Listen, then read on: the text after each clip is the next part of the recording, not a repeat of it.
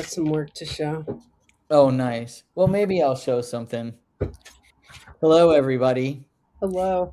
We're now live and we're ready to show our work. Lesson 8. Lesson 8. So, Andy, we're going up to 10 and we're on 8 now. So, we have only 2 more episodes after this one. Yeah. They're on March 18th and April 8th, right? Yeah. So, 2 weeks from today and then 2 weeks, I think it is from that. Yeah, nice. 18, Nice. 14. Yeah. Well, anyway, something like that. Maybe Oh, yeah, 3. I have to show you this. Show us your work. Oh my god, it's you. Oh, Oh, see wow. your beard? See your All beard? right, yeah.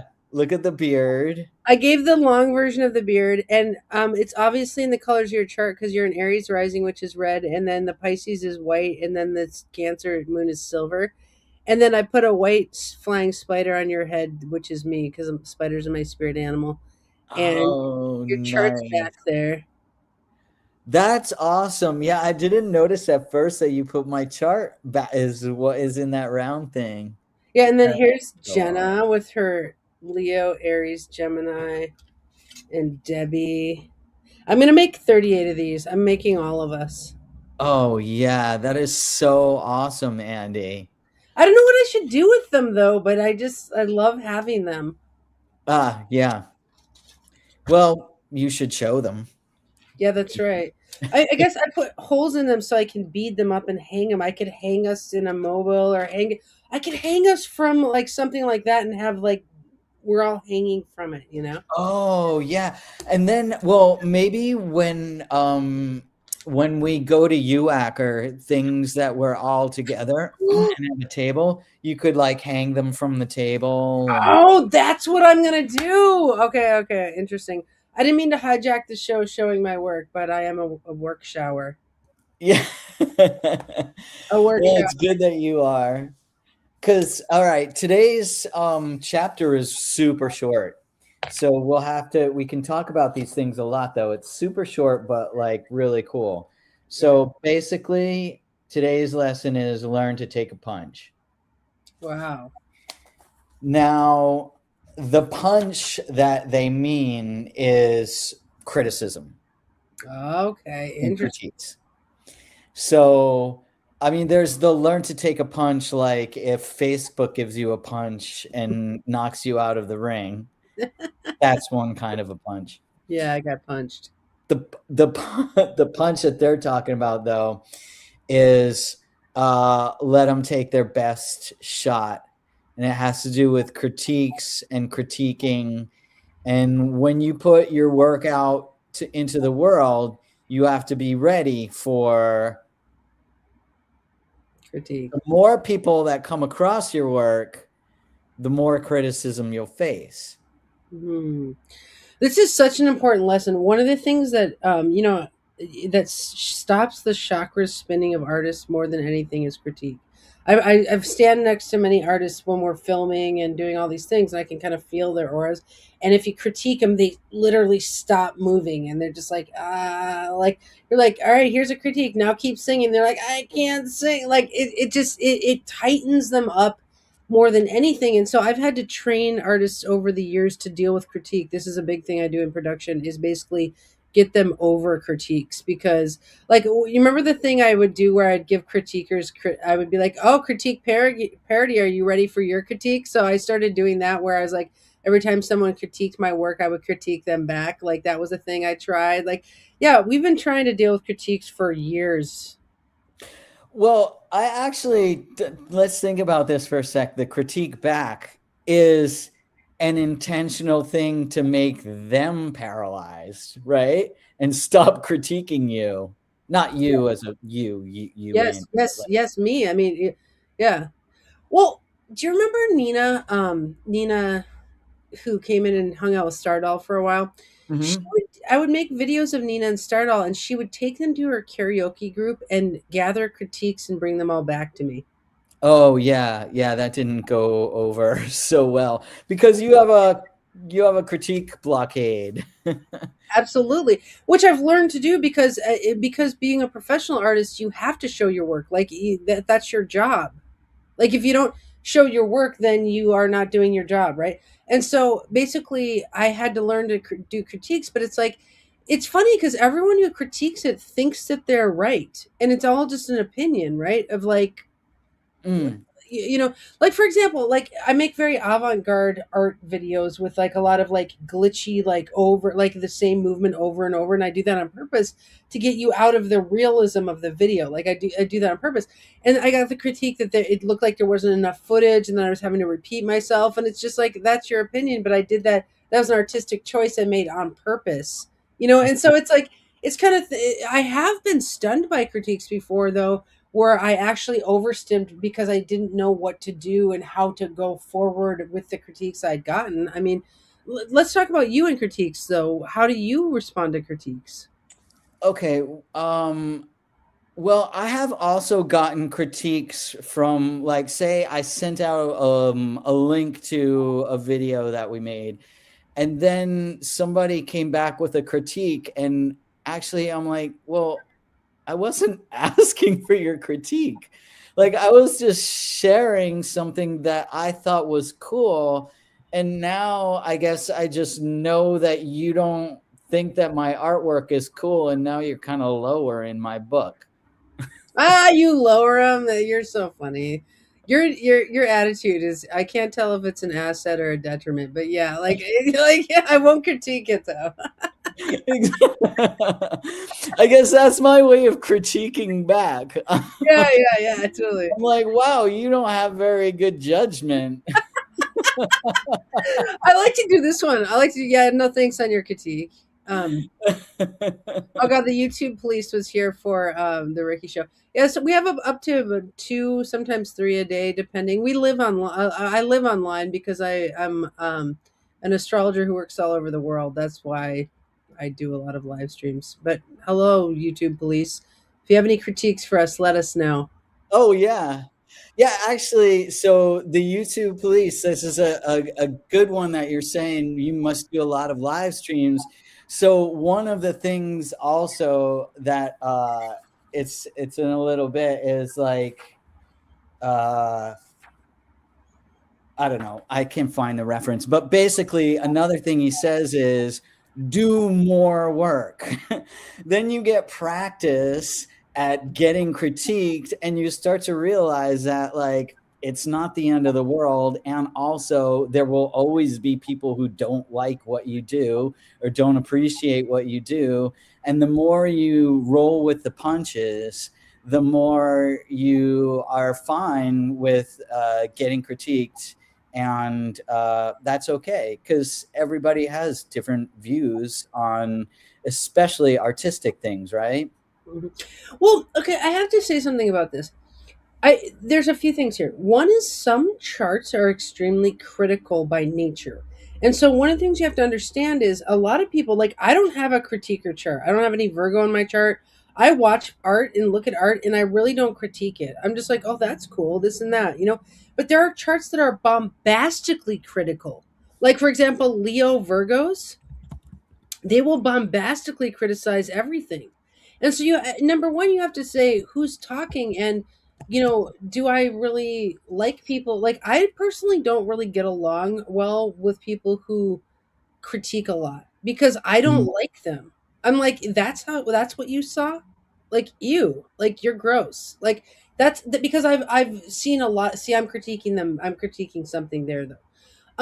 But also what was I going to say? Oh, when you put your work out into the public, which is what we're trying to encourage people to do, I think that it becomes a topic of discussion, and that's the function of art is to get discussions going. And in that discussion, it's like a Rorschach. It's like if you take 10 people and they look at the same Rorschach, they all get a different story from that Rorschach. It's better to make your art whatever it is that you want to make and let the world Rorschach it. This person sees negative things, this person loves it, this person sees an angel in it. Let the Rorschach occur, including the critiques, and just say that's the function of art is to start conversation. Yeah, I agree with that. I was thinking something else about this lesson earlier today, Andy, and I know that. So tell us a little bit about your notion of putting an intentional flaw in your artwork. Be- Oh yeah, well, this started with just everything I made would have a flaw in it because I'm not I don't have any like clean line parts to my chart. Like I'm very and I work very quickly. Like my chart has a lot of manias. I have 3 squares in my chart, and so the moon will come through and hit a square, and I like have to make a thing. I have to make a thing. So it's like I'm actually compelled by obsession more than trying to be perfect. And so I would make stuff, and everything just has an error in it. Like if you look at this thing I made of you, look at there's nothing right here. There's like these empty spaces that I just didn't know what to do with, so I just left in there. And you can see uh-huh. they're kind of an error. Or you could see these lines here that went over, these pinstripes that went over. That's could be considered an error. I accidentally put the line right here for the hair because I was tracing from something where he had hair, but I was trying to make you bald. So that's a mistake, right? And I work really quickly. I'm working with a Sharpie. I'm just working really quickly to try to get it done. And and so everything I made just naturally had mistakes in it. And so then I started to realize that's my art style is imperfection art, which is called wabi sabi. And then you find that in certain Japanese art, they put one flaw in it. That's a theory they do to remind you that a human made the thing and not a machine. And so then I kind of embraced that whole idea that it's like it's good to have a flaw in there. I don't know. Mhm. And do you think that psychologically cuts the power of critiques as well? Yeah, I mean, I think celebrating the imperfection of art with the wabi sabi approach does cut critique because Mhm. it's like in same with there's different styles. Like in linear drawing, you're trying to make something very look exactly like a thing or realism, but gestural drawing is more of a drawing like this. And so if people are really focused on mistakes and stuff, I'm like, why don't you try gestural drawing, which actually is just a big gesture. It's not trying to be like so people who are super obsessed with perfection to the point where they don't do anything or they're stopped by it. I'm like maybe you should explore these more imperfection based art forms because it unblocks them from this blockage they have of not making stuff. Mhm. Yeah, interesting. You have more of a perfection standpoint in your life, so tell us how you deal with that. Yeah, I definitely that is true. Like I have Pluto in Virgo, right? And so I do want things to be correct and ordered. And I think sometimes what I do, I was thinking about this why I asked you that question about kind of preempting critiques by saying I intended that. Like for example, yesterday we each made videos, and Jenna did as well, on a day in the life, and I did a day in the life of Michu, my cat, and so I put these a lot of really fast pictures, and then I put these extended sequences of her eating, Yeah. and I know they're like way too long. And even if I were to watch this, I probably would fast forward through that part. Hmm. I don't know why. I just really wanted to put those really long, real time. It takes her like 3 minutes to eat, and I left that in there twice in like an 8 minute video. Wow. But I, I don't know. It was like the ASMR aspect of it, and the like. I did have this meditation where I would sit there and watch her eat for the entire time she was eating, and those were reasons that I made that artistic choice to leave those way too long segments in there.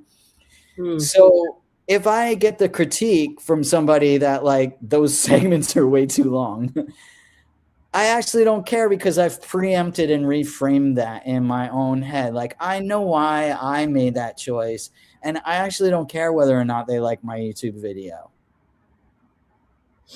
Well, okay, so that's exactly speaking to why when Nina would go out and gather critiques, I was just so nonplussed by it. She was very affected by it though. And the thing is um I, I put those things in there as a creative choice. I wanted the repeated element in the movie or I wouldn't have put it there.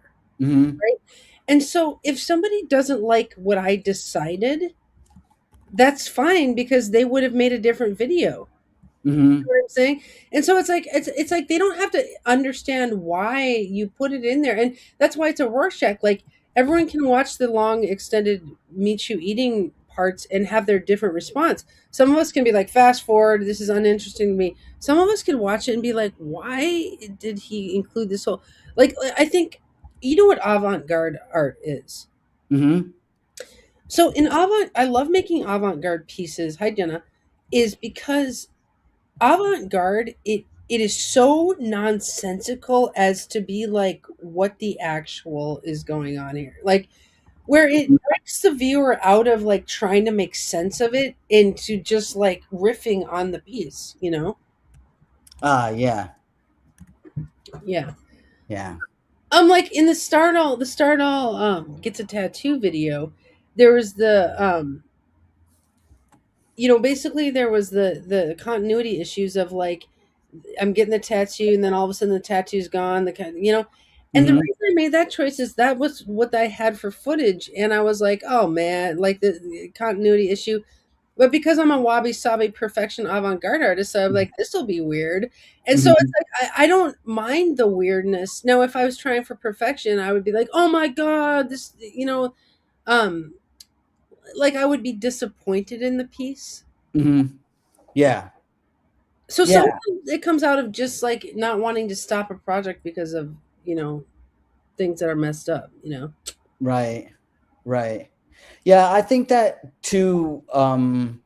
With my video from yesterday, also, like, I mentioned in our chat that I really did want to put sound in it, but then I couldn't get the sound right. I tried making a few songs on GarageBand and this and that, and finally I was like, fuck it, I'll just upload it, because it was either that or get all like upset about not being able to create to my vision, and I really just wanted to kind of release it and then move on. That's the other see, and I don't I think one of the lessons was release something every day. Hmm. Um that's the thing is why there's a lot of imperfections in my art is I'm like I work to a mania and I'm done with the project. We do we do that kaizen of constant continuous improvements. Like next time you might get the sound, you might learn something about the sound and you'll get it a little better next time. But it's like by not trying for perfection in any one video, we release a lot of content, which is, I don't know. It comes down to that lesson that we had about like if you have a pottery class and you have, you're trying to make the best pot at the end. One person tries to make one perfect pot for 12 weeks, and the other person makes 12 pots, one pot a week. Who has a better pot at the end? This person. Yeah. So if you make 12 imperfect videos, your 12th video in 12 weeks you'll be better than if you made one perfect video. Yeah, right on. I hear you. All right, let's see. Back to what they were saying about learn to take a punch. He gives this under the let them take their best shot. He gives this little picture that says, breathe, strengthen your neck, relax, protect your vulnerable areas, roll with the punches, and keep your balance. And so that's what he's saying. Like the breathe part is relax about it, be understanding that like you're doing, your work, and that's better than 99 of the critics who just like to critique things and don't do their own work, you know. Yeah, that's one of my bitchy things I say like, when people critique me. I go, oh yeah, that's what I love to do too, is not make anything and then critique other people.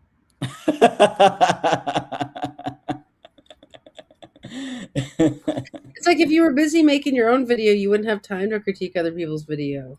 Yeah, exactly. Maybe they think their artwork is the troll. So that's the next thing is don't feed the trolls. Okay. So a troll is a person who isn't interested in improving your work, only provoking you with hateful, aggressive, or upsetting talk. What do you think about that? Wait, what is it? Say it again. They're not interested in improving your work, only provoking you. Oh, interesting. So, I mean, so let's talk about that for a second. Like, I think in your example of, the karaoke friends who wanted to give advice about how to sing better, like they really are honestly in their own way trying to help you be better according to their vision. Yeah. Trolls, on the other hand, are not interested in helping you improve. It's not really a critique, it's a dramatic conflict. It's like an attack. It's an attack, yeah. Yeah. Well, I think there's consensual containers for improvement. Like for example, at our production meetings on Monday, we all give ourselves a container to talk about things. Like if we wanted to talk about how can we improve our videos as a topic in Mm. the production meeting, it's like in art school they do critiques, but it's a container. It's like okay, we're going to do a critique on this piece, and then they go forward, and it's like I think consent is a big part of it. Is like if I want to improve with your feedback, I'll ask you for some feedback. And I actually am open to feedback. Like in this piece, and my family helps me a lot. Like, okay, so I was looking at you, and I was like, I couldn't figure out what color to make this vest because I had white up here, I had red here, I had red here, and I only have like three colors I can use. And still, I didn't want it to be silver because there's silver here. So I asked Shane, Shane, what color should I make this? He's like, white with pinstripes. And I Mhm. was like, oh my God, thank you, you know? And then Angeline came over and she said, you should put the hole punch in this thing's eye. And I was like, oh, thank you. And then I did because it made the piece better, right? So it's like this thing of they actually help me make these pieces better. But that's because I'll stop and ask, what do you think I should do here? I'm Mhm. stuck here, right? I hate when people impede my vision. Like people who come in and you have a vision and they start talking to your vision. One of the things I've learned to do as an artist is not talk about my vision until I'm good and ready or I have a thing that I really want information on. Because yeah, I don't know. So what do you think about the idea that we should consent to feedback and that's when we improve? Yeah, well, I think that feedback should only be given when the recipient wants it, because otherwise it's not helpful anyway. Yeah. So there's that whole thing of like from Buddhism, right speech and action. So it's kind of like a decision tree. So first, before you give your critique, you think like, is it true? And if it's not true, then don't say it anyway. Right. Yeah. And then the second thing is it helpful? And so you want to know if it's helpful. Yeah, then yes. But if it's not going to be helpful, like if you maybe say somebody sings a song and then they ask for a critique about the song, and you're like, oh, they're really not that great of a singer. So does telling them like, yeah, you're completely off key, and or requesting that they do something that you know is beyond their skill level, right? Mhm. It's not going to be helpful because it's just going to be demoralizing. Mhm. Mhm. So don't give them that advice. And then the third thing is like, will it be accepted? So if it, that's more of a thing where if they weren't soliciting that advice, then like don't force your feedback on someone, but like if it was not going to be accepted by them right then anyway, then like wait for the right time to give them that. I had to give someone critique yesterday because it was for one of our podcasts and it was a co-host, and like it just there was an issue I had to address. And Hmm. that's because it's for production. I mean, this is like professional level production, and like I had to basically give a critique, but I couched it in a lot of just like, hey, just wanted to recalibrate, like, and I was very nice about it, and like basically I couched it in a lot of like niceties, and like I gave it very sensitively. And anytime I have to critique an artist, I do like tons of work around dropping in the one piece of feedback, like, because they just get so shut down from it. So I think if we have to give critique for professional reasons, I think that's okay. It's just you want to be very sensitive, like what you're saying is like how you say it, timing of when you say it, all that kind of stuff. Yeah, and my boss was telling me about this other book that he was reading, and it had to do with feedback. And his had the same first two as mine, but the third one was, "Is it kind?" Oh, interesting. Yeah, so if you are going to have to give critique, you just be very, very, very kind. I mean, I think, and then you're not being a troll, you're being trying to be helpful. Yeah, yeah. And I guess back at the receiving side, I think the other lesson that I think is really valuable from Course in Miracles that we just learned is, uh, if I defend myself, I am attacked. Oh, yeah, totally. Yeah. So that has to do with like taking things personally, right? Like so I made a YouTube video, and if somebody critiques it or tells me I'm like an awful artist because my video is dumb, like I think that if I can remember, the best reaction is to, well, stop and breathe. And then realize like it's not about me, the like spirit that's driving around in this meat suit. This has nothing to do about me. And like it's not, I'm not being attacked. Like, oh, so they didn't like my YouTube video, right? Well, I think one critique we should look at is low numbers. When we get low views on a video, that is in some ways kind of a critique of non responsiveness or non view. And we've dealt a lot with like the non views thing of like, I think with art, it's best to make it for the love of the game, for the love of making it, for the kind of joy it produces, the intrinsic value of making the art, and then let the reaction to it go in a lot of ways, and just whether it be low numbers on the video or I think, I don't know. But if you have a friend who's like a critiquer, like I actually don't show my art to those people, and I'm just like, no thanks, you're not, Hmm. you don't get the chance. I mean, I don't know. It's just if someone has a real bombastically critiquing chart, like I just choose to not share my art with them. A Leo Virgo that I know, I would show my art to, and maybe like that's dumb.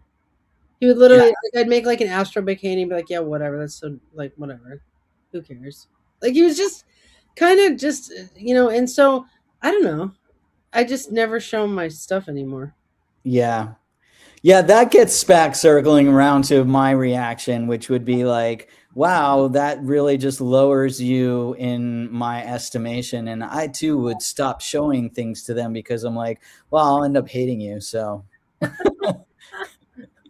Well, and I think on the flip side to this, learn to take a hug too. It's like hmm, the friends who are going to become your friends as an artist are people who love your art. Like I actually fall in love with my friends' art, and that makes me love them. It's like a piece of their spirit where I'm just like, oh my god! Like when we saw that video from Jenna where she walked into the Legoland, like I yeah. was like Jenna, like I love Jenna. I think it's the opposite of a punch where it's like learn to let people fall in love with you through your art. Oh, yeah, absolutely. Yeah. Like, I love the idea of doing a day in the life of Michu. I thought that was really clever, and that made me fall in love with you a little bit more. It's like kawaii. It's so cute. Oh, thanks. Do you have that effect? Like when you see art from your friend or like a video that one of us made, do you kind of fall in love with us a little bit or? Oh yeah, absolutely. And I mean, I do have a judgmental part in my brain too, that when I first see things, I'm like, what?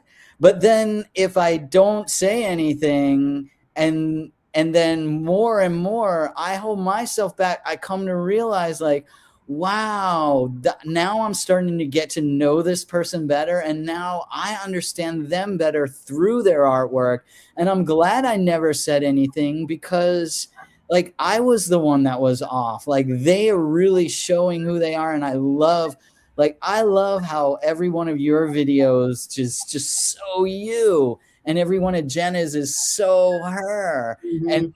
Debbie D and everything Kimber does. And yeah, Alexander sent me his 5 books that he's reading now, and Oh, they're just so him. And I can't it's believe you didn't send it to me. When but you guys are boyfriends, so I guess yeah, so. it's true. So, No, but I sorry. no, go ahead. I guess also though we're running out of time here. Yeah, well, I guess the lesson here, just the flip switch on that, is like, when you're monogamous and married and all these things, we're all old and monogamous. It's like the closest thing I've found to like being that close to somebody is their art. Like if I make art of you, like okay, I didn't kiss or hug you, but I made this of you. Yeah. Like does that feel kind of like a hug though? Oh yeah, that's definitely like a hug. You know what I'm saying? It's just like I loved you enough to make a picture of you that's just rad. Like I don't know, like I think that is the closest you can get to like really physically touching your friend. And then there's Jenna. You know? So I don't know. Yeah. Love and hate through art. Learn to take a punch and keep sharing. That's the lesson of today. Yeah, and think. Thoughtful, honest, interesting, necessary, and kind. Thank you, Jenna, for that. All right, Jenna. Thanks for entertaining the police last episode and this episode. You should have seen her on the last episode entertaining the police the whole time. Oh, nice, I nice. knew the police would follow us over here from Facebook. Right. Oh, I'm glad they did. Yeah. You too, please. Police don't really critique, they just control. All right. All Good to see right. you. Till the next time. All In 2 weeks. right. See you tomorrow on Everything Under the Sun. Okay, Bye. bye.